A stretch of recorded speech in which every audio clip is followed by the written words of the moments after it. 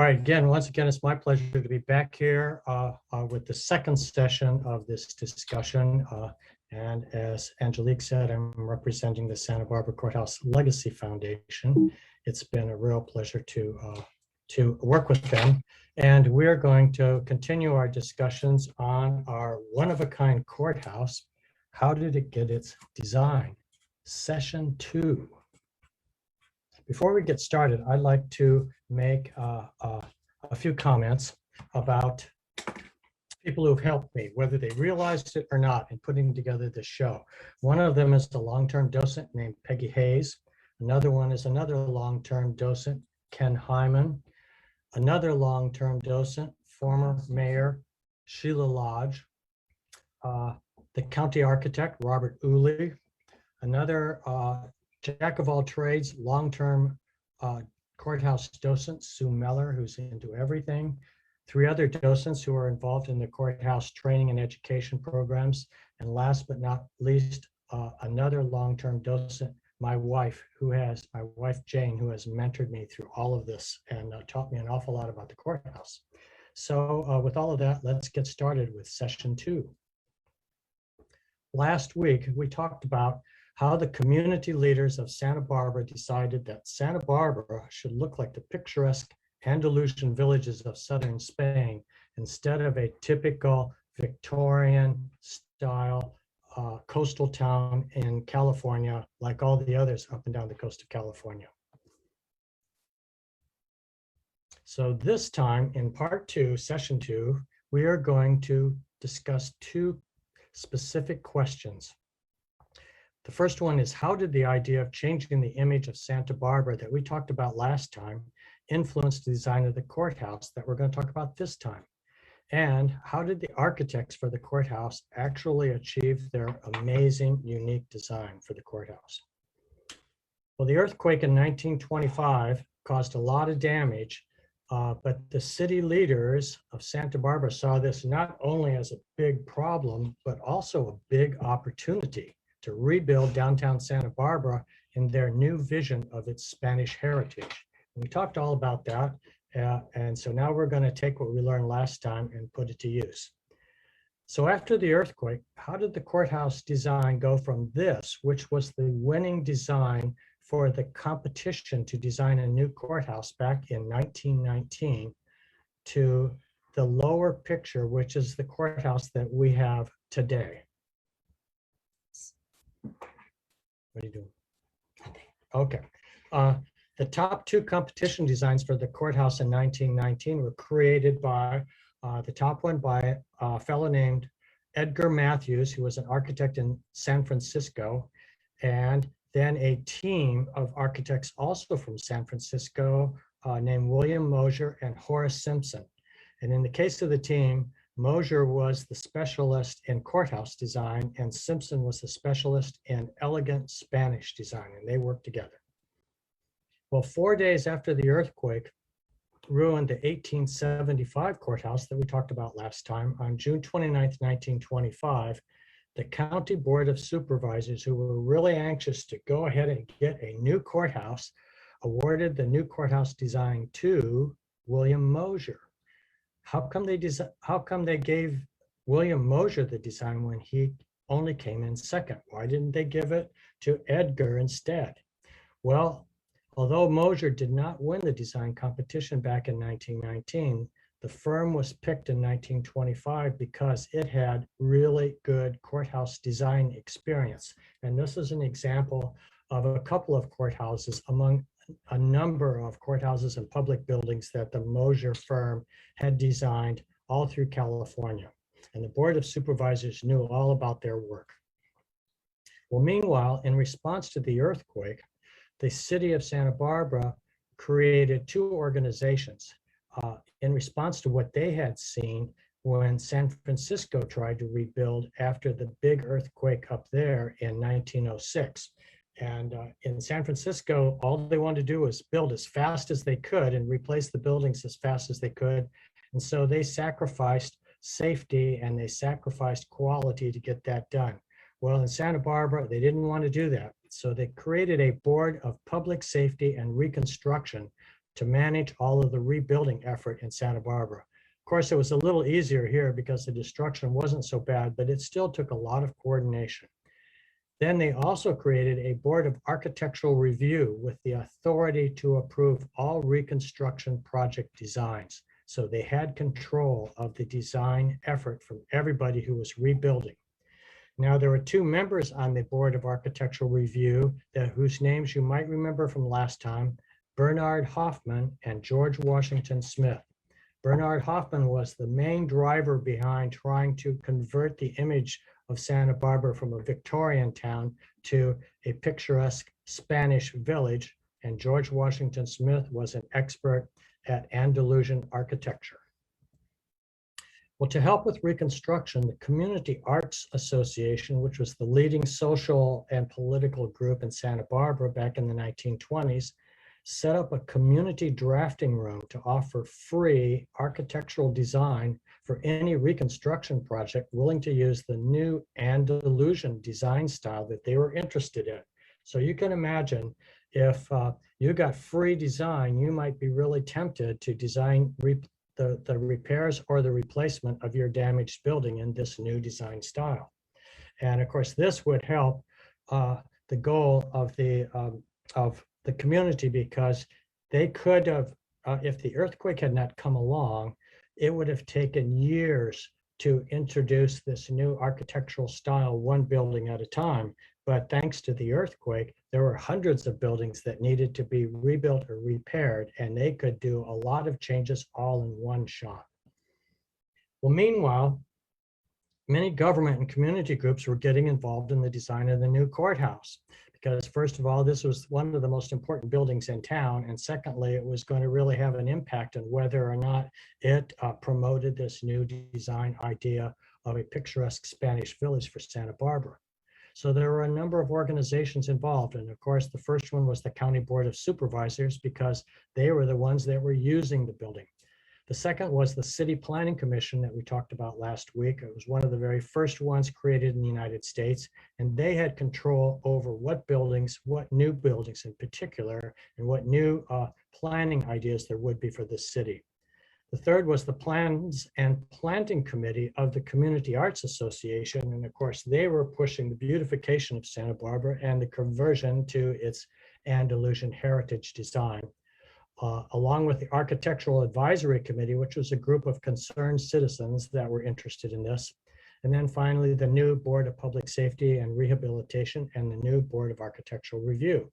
Well, you can imagine with all of these different organizations involved, there was not total agreement on what to do. And in fact, there was a lot of discussion about what to do for the new courthouse and a lot of disagreement. A big issue was function versus identity. The Board of Supervisors just wanted a new courthouse as fast as they could get it, and they liked the firm who knew how to design courthouses in the traditional Victorian classical revival style, and they didn't really want to take a chance in experimenting with something new. But the Board of Architectural Review, with the people that were on that board, really wanted to use this opportunity to create a new identity for Santa Barbara. And this was the most important building being rebuilt, and it needed to have this new identity in their view. Well, they talked about this for a long time and they never could reach an agreement. So finally, they decided to create a board of arbitration that would resolve all these issues. And the chief negotiator, or the head of this board, was the developer George Batchelder, who created the Riviera. So you can imagine where he was leaning. He wanted something that looked Mediterranean, and he had a lot of influence. Well, Mosier was asked to prepare an updated design for the courthouse because since 1919, they had just put the drawings from the design competition on a shelf. They didn't have enough money to build a new courthouse. But now with the earthquake that came along, I suspect that they probably could have repaired the old courthouse, but this was their opportunity to get a new courthouse. So they jumped on it. But there were some problems with this design that Mosier had submitted. The same thing was true of the #1 design, and that was it didn't meet all the requirements that were put forth, as we talked about last week, for the design competition. And one was that the plan was too formal and it was not easily expandable. Another one was that it was a Spanish design, but it was a really elaborate Baroque Spanish design that was used in Spanish cities and in the big cities in the Spanish colonies in the New World. But it was very expensive, probably too expensive for this.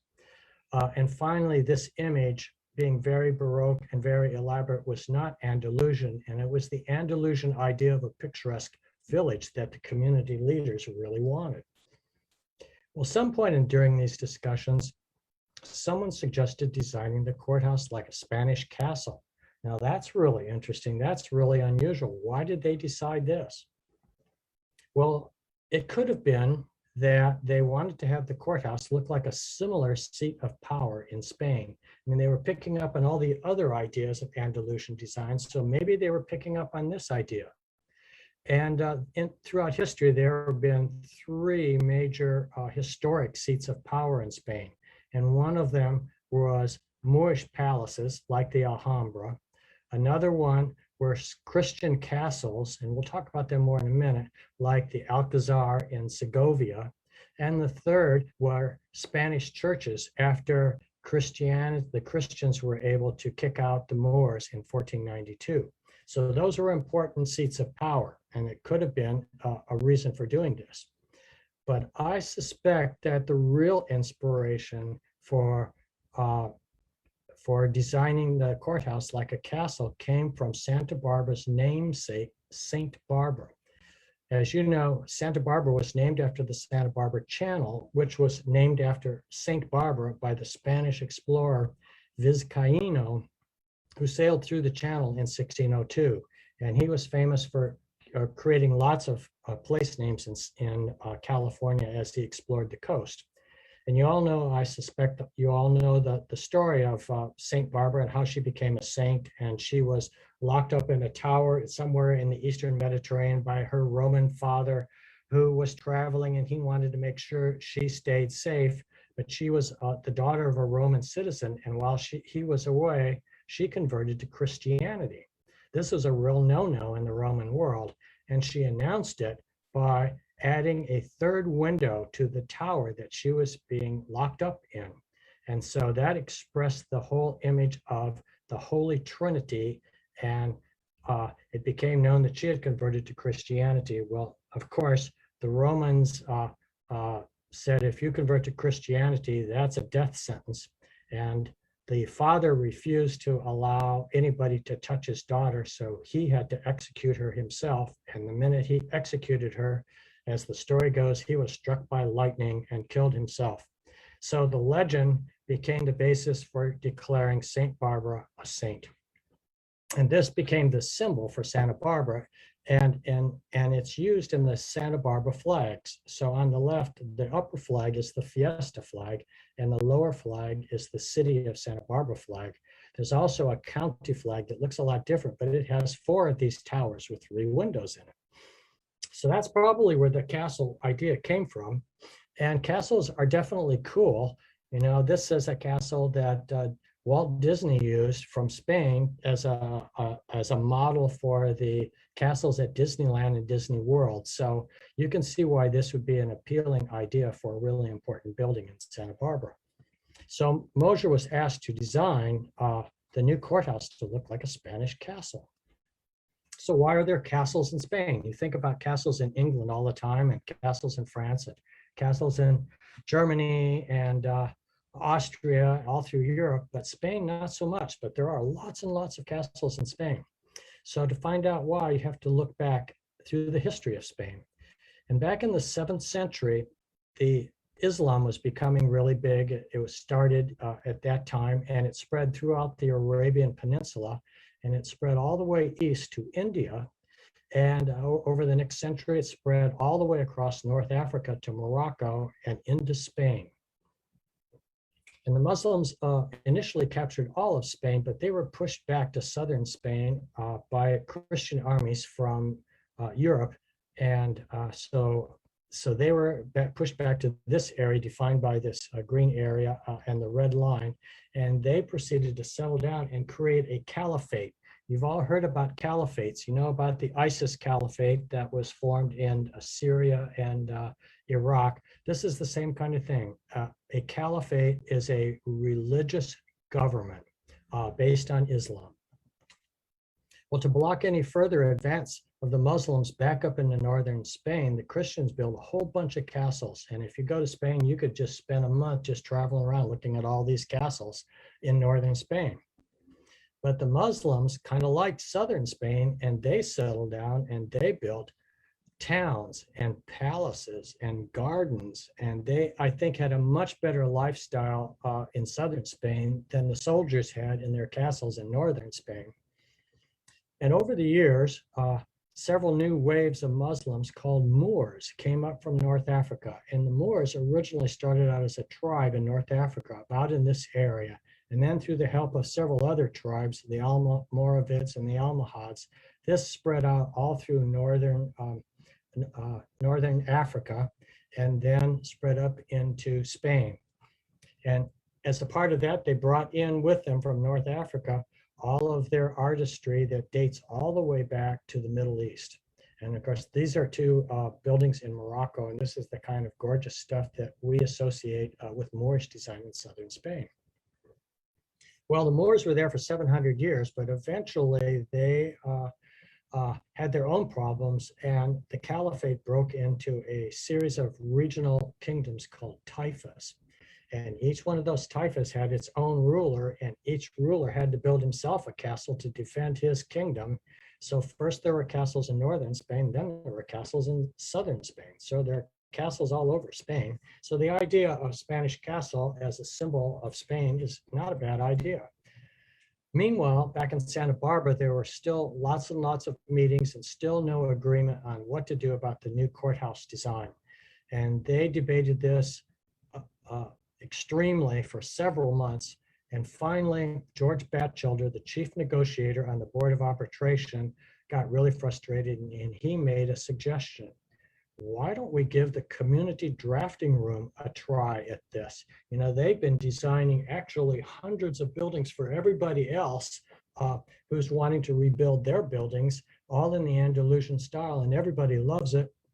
And it seems really inexpensive and really practical. Why don't we give them a shot? Well, the Board of Supervisors was really interested in a traditional courthouse, but they said, okay, we'll give them 1 day to come up with an idea that we can all accept. Well, I don't think they expected that to happen, but actually I can tell you from my experience as an urban design architect that that's not an unusual thing. Architects often get a request to change a design and come back the next day with a new design. So this is what they did. Well, there was a fellow named J. Wilmer Hershey who was a designer in the community drafting room. He happened to have previously worked for an architect named Wallace Neff. You might have heard of him. Wallace Neff was the George Washington Smith of Pasadena. So he was doing in the northern suburbs the same kind of Andalusian picturesque design work for homes and buildings in Pasadena and all the way up even to Ojai that George Washington Smith was doing here with a very popular success in Santa Barbara. Well, actually, Wallace Neff had actually been an apprentice to George Washington Smith for a very short time in Santa Barbara, and he designed his first building in Santa Barbara. So they knew each other, and they were really knowledgeable about each other's work. One of the things that Wallace Neff had in his office was a design for the Ojai Country Club. And if you've ever seen that, you know it's a really great Spanish Andalusian design. And it's a larger building than just homes. So J. Wilmer Hershey, who had learned Spanish colonial revival design by working in Wallace Neff's office, would have been familiar with this kind of design. And you could see how this could have been a stepping stone to the type of design that they needed for the large building that turned out to be the courthouse. So J. Wilmer was briefed on the design goals for the courthouse and given by a whole bunch of people who all had their vested interests in what they were interested in to see in the courthouse, and then given the task to rethink the building in 1 day. And he worked all night, and this is what he came up with. He used the idea of a Spanish castle with big, heavy walls that surrounded an open interior courtyard, and he solved the problem of making the courthouse easily expandable by wrapping the building around the site instead of placing it in the middle. And you can see the impact that this had. This is the previous courthouse site plan, and this was the 1875 courthouse footprint, plus the Hall of Records and the jail. You can see how small they are. Look how big the floor area is for the new concept. They got a ton more room, and this would give them a lot of possibilities for putting a lot more space into the courthouse. And then on top of that, it had a clever way of expanding. So I'm sure that Jay Wilmer did some prototype floor plans to make sure that all the space requirements that were given in the 1919 design competition and all the upgraded space requirements that would have grown in the 10 years or the 6 years that led up to the point where we were designing the new courthouse. And so he took most of the design requirements, including the judges' chambers and the courtrooms and the jury rooms and all the office space, and he put them into these two big wings right here, the two big orange wings. And he also included the law library and the very nice meeting room for the Board of Supervisors and a bunch of other ancillary facilities all went into these two big wings. Then I'm sure later on when William Mosier, I don't know why that skipped my mind. When Mosier actually did the final design, I'm sure that he modified the floor plans, but they got most of the requirements in these two big wings. But then they had the possibility, the option of putting more space into another, if they needed to add it to another module, and they could just add the module onto the end of this wing and connect it with the Great Arch, which is the main entrance in from Anacapa into the courthouse gardens, and use that as a way to add on. And it's a really simple way, just add another module. Then they needed space for the new Hall of Records, so they simply added another module onto here. And this happened to be on the corner so that it could have its own entryway, which made it really easy for people to just go directly into there, which is what they were doing before as well. And all of this then ties together. But then they needed another module for a new jail because that was part of the wish list. And so they added this module over here for the jail.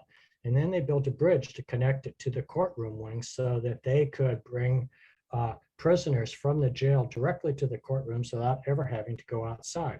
So all of these things are really easy to do. They could just tack on modules and they didn't have to rebuild anything or reconfigure anything. They just added them on. That left these two zones here for future expansion. So there was a lot of availability left for the future that they could put more things into the courthouse. And this, had these been built, would have completed the castle walls, as you could imagine. And then the center space would have been the courtyard for the castle. Well, as we all know, these areas never got built, and there are some reasons for that. But one of the things that I think they had in mind originally was to put the big public auditorium that we talked about last week, the place where they could have big public events, much larger than just the meeting room for the Board of Supervisors, probably would have gone in here, but it never got built. And let's talk about that in a second. So this whole concept created a large interior public open space, which in the case of a castle would have been a courtyard, but it could also be a garden, like the inside of a Moorish palace. So here's the courthouse with the castle walls wrapping around the interior space. That's a garden. Here is the biggest palace in the city of Seville, and it does the same thing. It wraps around an interior garden. So the really cool thing about that is that if you took the two entrances, one from Anacapa Street, which is this one, and one from Anacapa Street here and one from Figueroa Street over here, and you carried them through the building into the interior garden space, you could turn these platforms at the entrances into performance stages, and you could turn the interior garden into a public open air auditorium. And that would work really well in Santa Barbara because we have great climate year round. And that's in fact what we do. We have all kinds of public events in the what we now call the sunken garden. So this was a really good idea. And on top of that, they didn't actually have to build a building for this. And that made the courthouse a lot less expensive. So that was one of the other requirements of the original design guidelines for the building. Now, one of the things that I want to show that it's not completely common knowledge is that a lot of people look at the walls that are built around the sunken garden, they're stone walls, and they think that they are the foundation walls of the old courthouse. But actually, that's not true. Here's the sunken courtyard, sunken garden. Here is the old courthouse, and the foundations of the old courthouse would have been this small. This is really different. This was actually intentionally designed to be an auditorium. So if you came in the Great Arch and you use this platform here as a stage, this would be the orchestra level down below. Then you could go upstairs at the end, at the back of the orchestra level, and go up to the mezzanine level here.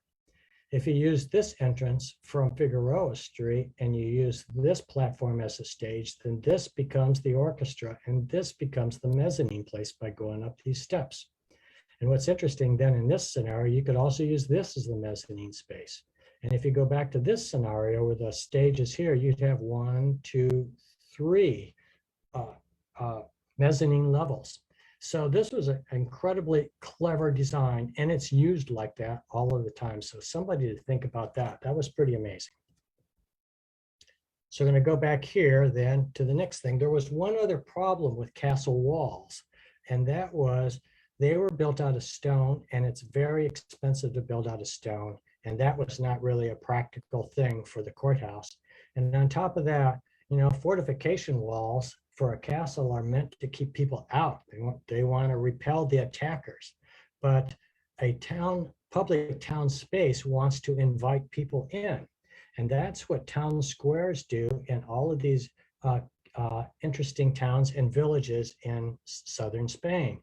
People go there to go to the marketplace. They go there for big public events and celebrations. They go there for evening strolls. They're always used, and there's always people in these town squares or plazas. And they're just ordinary buildings built in an ordinary way using stucco. And that's a lot cheaper construction method than stone. So this was another way they were able to really save a lot of money and create an atmosphere that would attract people to the courthouse, which it does.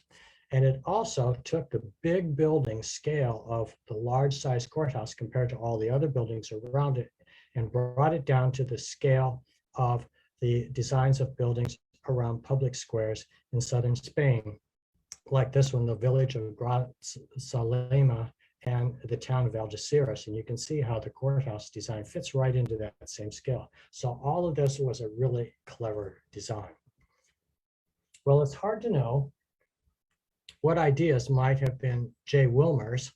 We know that William Mosier credited Wilmer with the breakthrough idea of reorganizing the floor plan, but William Mosier had a lot of opportunity to make a lot of design decisions himself. And so it's hard to know who did what.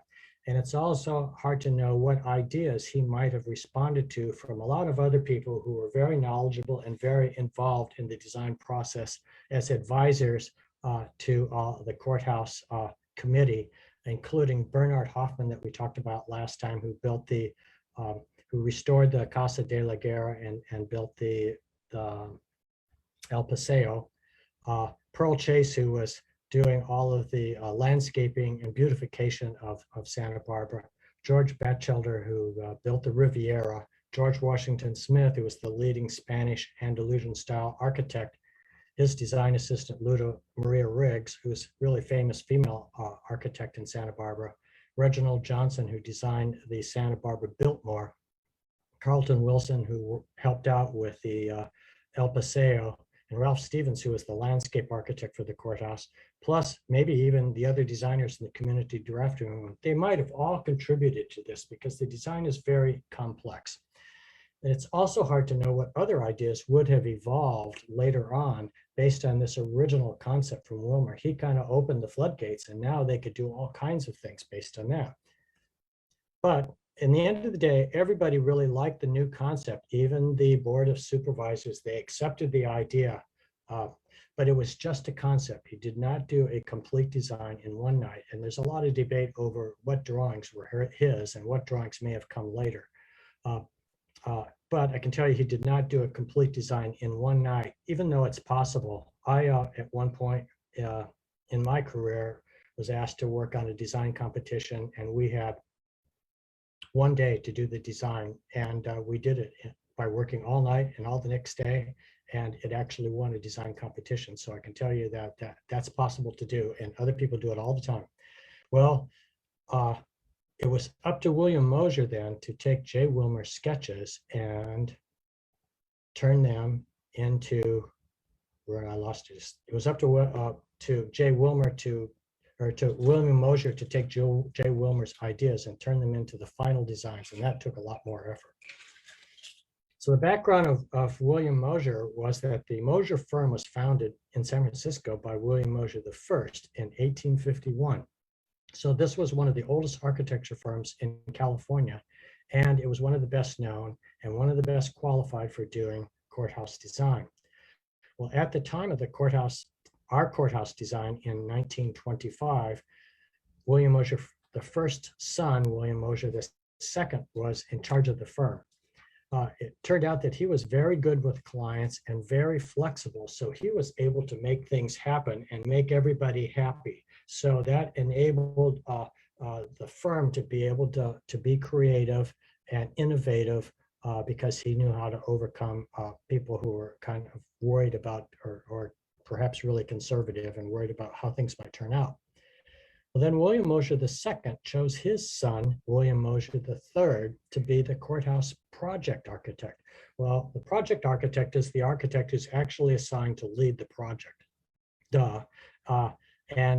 Although his father led the firm, William Mosher III really was the one who was in charge. And he happened to be a very talented designer, and he had lived in Spain for a number of years because he had also studied architecture at the École des Beaux-Arts in Paris. And remember, we talked about that last time, that the École des Beaux-Arts was one of the leading architecture schools in the world at the time that the courthouse was being designed. And they had developed an approach to art and architecture that was called Beaux-Arts. And one of the basic fundamental ideas about Beaux-Arts design was that if you studied all of the beautiful architecture and all the beautiful buildings and city designs in ancient history, all the way up through the history of architecture and art, and you really understood all those various different types of things, from the Egyptians to the Greeks to the Romans to everywhere in Europe, maybe even China, who knows, that you could cherry pick the best designs, and you could take those ideas and put them together into a new building. And if you use those ideas that were really good from old buildings, you just had to come up with a good new design. And this was put to really good use at the courthouse. Well, because of his knowledge of Spain and because he knew his way around Spain, he knew everything that was going on there, William Mosher III was sent back to Spain to specifically look for ideas on how to design the courthouse using the castle concept. So what would he have looked at? Well, he would have looked at not only castles, but he would have looked at palaces, because they were an important image of a seat of power in Spain, and they were important buildings. He also would have looked at churches, same reason. And he would have looked at towns because he was looking for the town plaza idea.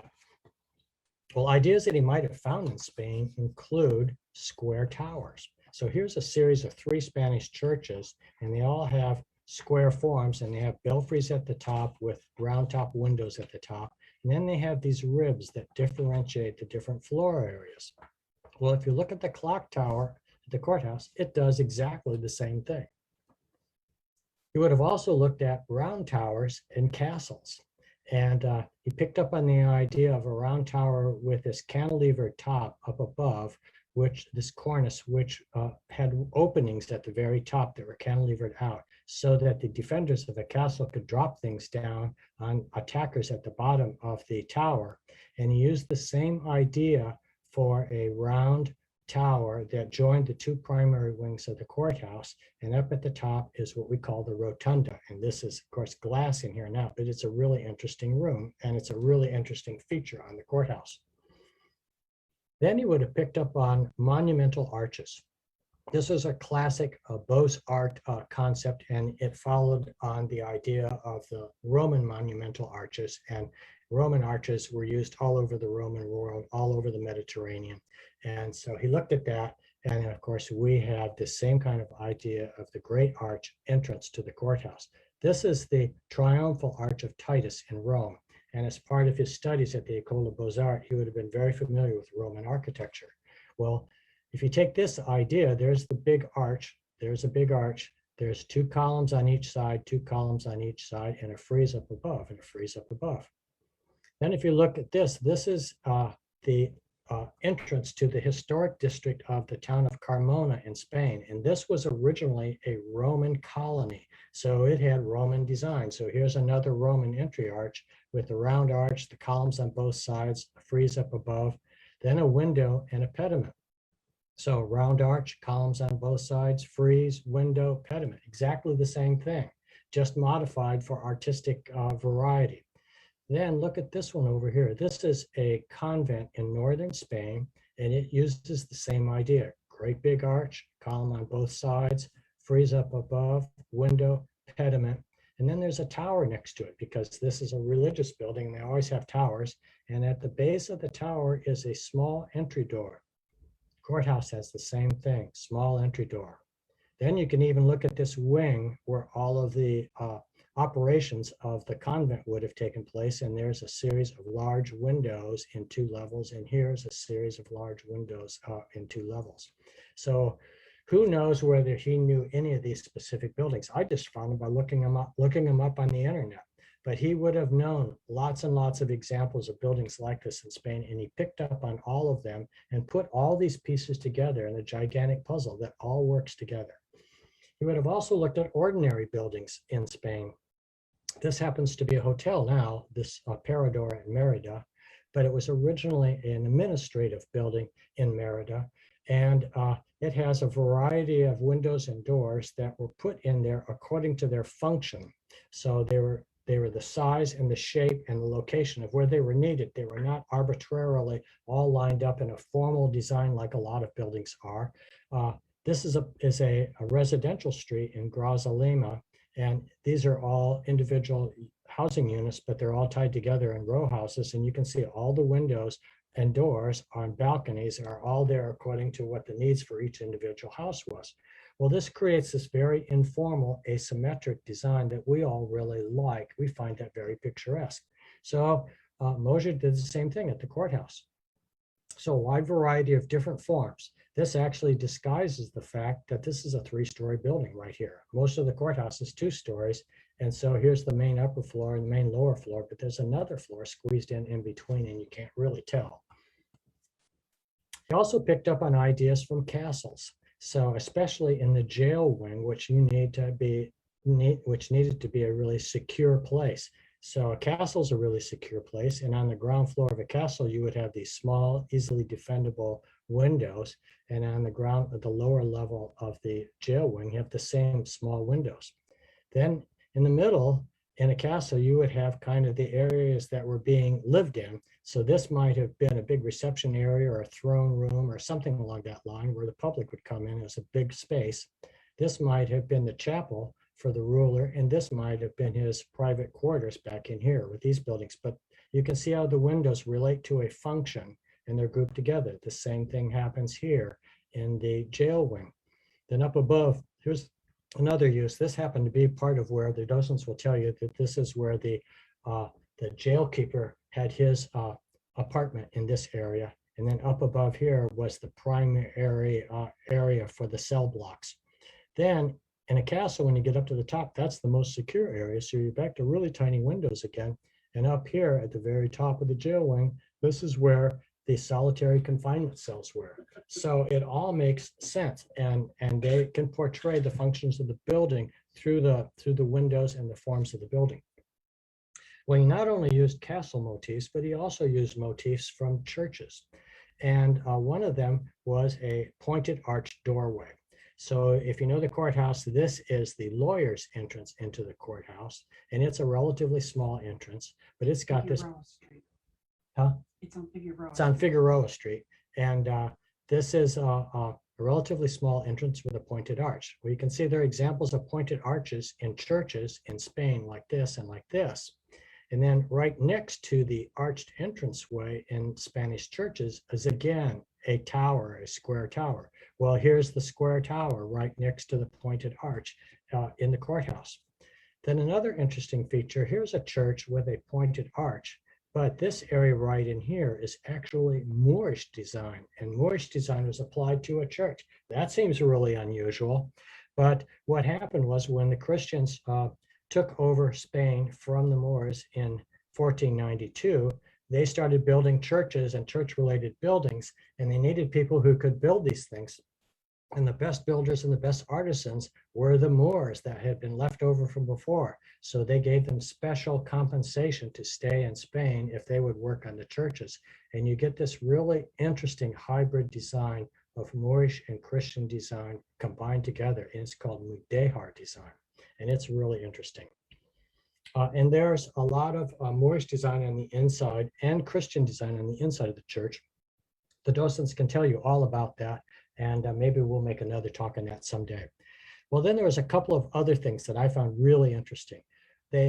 Mosier also used Roman design, because Roman design was really a large part of the relationship to Beaux-Arts design. They look back to the original Roman features of architecture. And these buildings in Spain use a flat Roman arch. It's a round arch, but it has a flat surface to it. And this is a large house in Spain. And so here is the Roman arch entrance.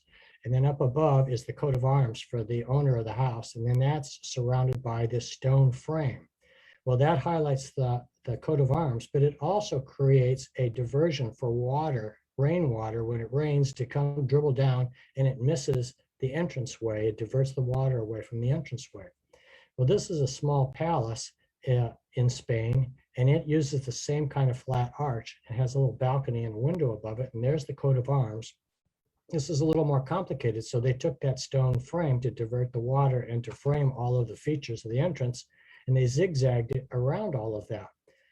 This is the jail wing entrance to the courthouse on Santa Barbara Street, and it does exactly the same thing. And I'm just really astonished that I could find examples of that same thing there. But it just goes to show that William Mosier really knew what he was doing by picking up all these various design elements from Spain that were authentic designs in Spain and based on even more historical precedents. And he brought them into the courthouse, and he added them to the courthouse, and he made the courthouse such an interesting building, and he made it all work. Well, finally, you can't have a castle without a tower with turrets on it, which is called a keep. So here, there are lots and lots of examples of towers with turrets on them in Spain, and here's what he did at the courthouse. He attached the tower and the turret to, of course, the jail wing, because that is the most secure part of the castle. Well, Mosier III used all of his imagination and all of his talent to achieve this fantastic, rich variety of details and surprise, not only on the outside, but also on the inside.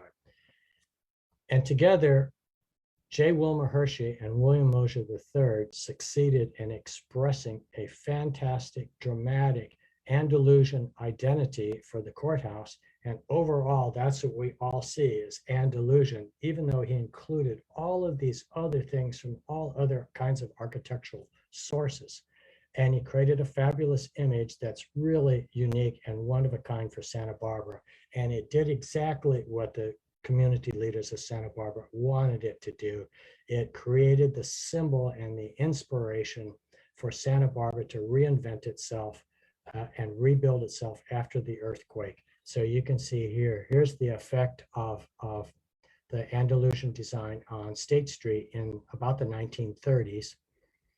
And here are buildings that have been built in the last 10 years in Santa Barbara. They're still doing it today. And some of them are in the historic district, but not all of them. There are lots of buildings that are outside because builders and developers and owners and users have all realized that the image of Santa Barbara is good business and high quality, and it attracts people. And that's what we want in Santa Barbara. That's what makes it really special as a place to live and as a place to do business and as a place to visit. So this is Lower State Street that was just finished a couple of years ago. This was originally a parking lot behind the Arlington Theater, and now it just looks like a village. And this is an area that was a motel on Upper State Street near La Cumbre Plaza, and now it is a very high-end residential area. So all of these things really succeeded with the courthouse leading the way to create the character and the quality that we know in Santa Barbara today. So it took all of these events, all of these people that we talked about last week and this week, all interacting and influencing each other in an amazing coincidence of expertise and camaraderie to achieve this one-of-a-kind result. So construction of the courthouse was completed in March 1929, and the building was dedicated during Fiesta on August 4th, 1929. On July 13th, 1982, about 50 years later, the courthouse was designated a City of Santa Barbara landmark. On August 18th, 2003, the courthouse was designated a California State Historic Landmark, and this was a stepping stone to what happened on April 5th, 2005, after completion of a very comprehensive application process led by Robert Uli and his staff at the Office of the County Architect. The National Park Service in the U.S. Department of Interior designated the courthouse a National Historic Landmark. And this is pretty amazing because very, very few buildings get this designation. So we have all inherited a very special building. As I said last time, it's up to us to be good stewards and to shepherd the courthouse safely into the future. So I want to go through real quickly, I got 2 minutes, talking about saving the courthouse. Last time we talked about care of the courthouse rests with 3 organizations: Santa Barbara County, which does all of the regular maintenance and repairs to the courthouse. Then the Courthouse Docent Council, which collects money with some of its specialty tours, and by selling souvenirs at the information booth, it makes a fair amount of money, and it's able to do small restoration projects. And this is a good example of that, where they restored the painted opening above the entrance door to the clock tower at the courthouse. And then there's the Courthouse Legacy Foundation. And as Angelique said, it was created in 2004 as a nonprofit organization dedicated to conserving, restoring, and preserving the Santa Barbara Courthouse. And it does specialty projects using funding and expertise that are not available to the county to do big major restoration projects that require a lot of expertise. And a couple of recent projects include the mural room and the restoration of the Spirit of the Oceans fountain. And we're now in the middle of restoring the Great Arch. And all of these projects are complicated, difficult, and require a lot of resources and expenses, and they need community support. So we cannot take the courthouse for granted. It's 90 years old. Just like everybody's house and everybody's business, it always needs to be fixed, repaired, updated, modified, to meet all of our needs, but to keep its original allure and its original symbolism. So we hope you'll spread the word to everybody you know that the courthouse is a really, really special building and a really important building to all of us in Santa Barbara. So again, more information on the Legacy Foundation, please go to sbclf.org. Now I'm going to take you into questions in just 1 second, but I want to respond to a question that came up last time. There was a question about how well does the new courthouse respond to any earthquake action? And we mentioned that the new courthouse was built with a steel frame construction. So it is very strong and it has stood up really well. And I'm not aware, I tried to find whether there was any damage to the courthouse since it was built.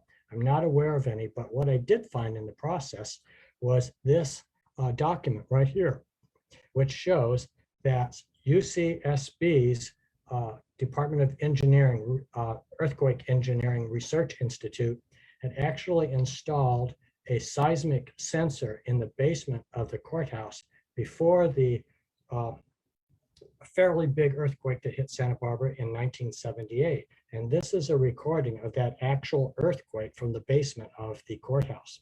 And there appeared to be no damage at the courthouse then or since. But our former mayor, Sheila Lodge, told me there was damage to the county administration building, which is right across the street.